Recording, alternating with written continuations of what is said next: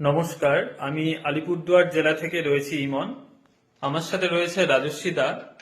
আজ আমরা 10 জনের একটি প্রতিনিধি দল আলিপুরদুয়ার ডিপিএসসি চেয়ারম্যান স্যার এবং মাননীয় ডিআই স্যারের কাছে ডেপুটেশন দিতে গিয়েছিলাম প্রাথমিকে পঞ্চম শ্রেণীকে অন্তর্ভুক্তিকরণ এবং পর্যাপ্ত পরিমাণ ভ্যাকেন্সিতে আমাদের প্রত্যেকটি 2022 ডিএলএড টেট পাস ক্যান্ডিডেটদের চাকরি সুনিশ্চিতের জন্য।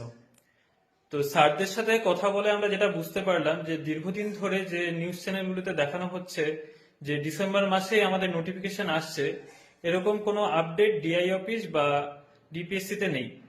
তো আপনাদেরকে এটাই বলার যে আপনারা নিশ্চিন্তে বাড়িতে বসে থাকবেন না, যে ডিসেম্বর মাসেই নিয়োগ নোটিফিকেশন আসছে। নিয়োগের দাবি আদায়ের জন্য বা নিজের অধিকার ছিনিয়ে নিতে অবশ্যই আপনাকে 26 তারিখ কলকাতার রাজপথে আসতে হবে। রাজস্বীরা কিছু বলো।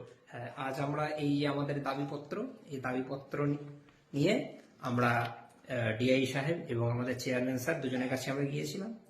আমাদের দীর্ঘক্ষণ আলোচনা হয়, কিন্তু সবশেষে একটাই বলা যে একমাত্র এই আন্দোলন না করলে আমাদের যে লক্ষ্য 50,000 ভ্যাকেন্সি এবং সবাই যাতে নিয়োগ পায়, সেটা কিন্তু সফল হবে না।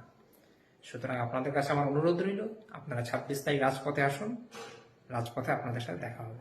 ধন্যবাদ। একদম এটাই বলার যে আপনারা নিজেদের অধিকার ছিনিয়ে